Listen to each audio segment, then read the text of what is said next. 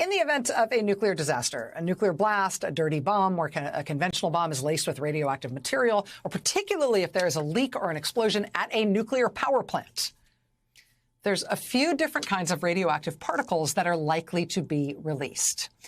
Cesium and strontium are two that you might hear about in the context of radioactive fallout. They're two of the really bad ones. If you're exposed to radioactive strontium, for example, your body essentially takes it in and treats it like it's calcium, which means terrible things for your bones and your bone marrow and your blood and ultimately your risk of all kinds of cancer. Strontium and other highly radioactive isotopes like cesium are just terrible. But the most common isotopes associated with the nuclear power plant catastrophe are actually two different kinds of radioactive iodine.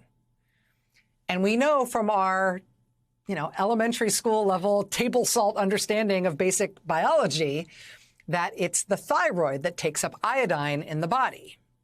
And that's where this matters. In the event of a radiation disaster where people are going to be exposed to radioactive fallout, one of the immediate and most common risks is that lots of people are going to get thyroid cancer because, again, one of the most common things released in radioactive fallout are a couple different kinds of radioactive iodine.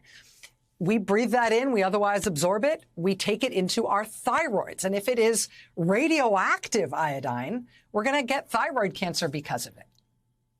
It's a scary concept, I know. Everything having to do with radiation and radiation poisoning and nuclear accidents is absolutely terrifying. But even so, just a little bit of understanding is helpful because, just like with table salt, just a little bit of understanding is enough to get you to an understanding of this one very practical consequence. Again, we need iodine in our bodies. We absorb iodine in our thyroid gland. But we don't do so infinitely. The thyroid takes in iodine, but the thyroid can only take in so much. It can become saturated with iodine. And once it's saturated with iodine, it won't take in any more.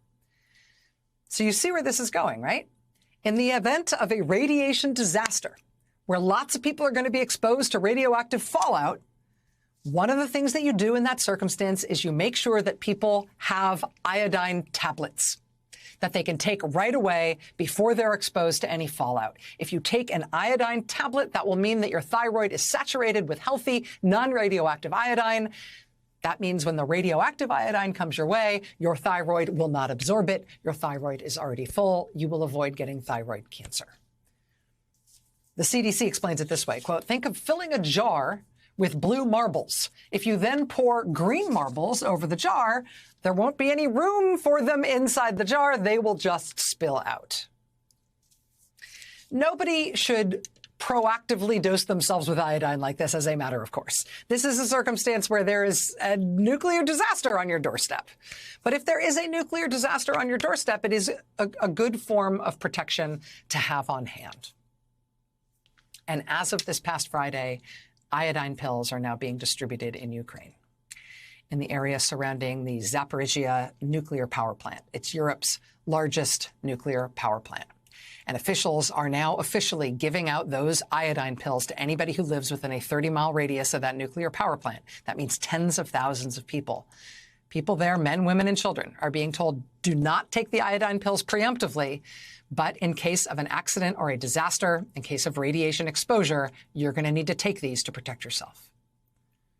And unfortunately, that is a very practical concern right now.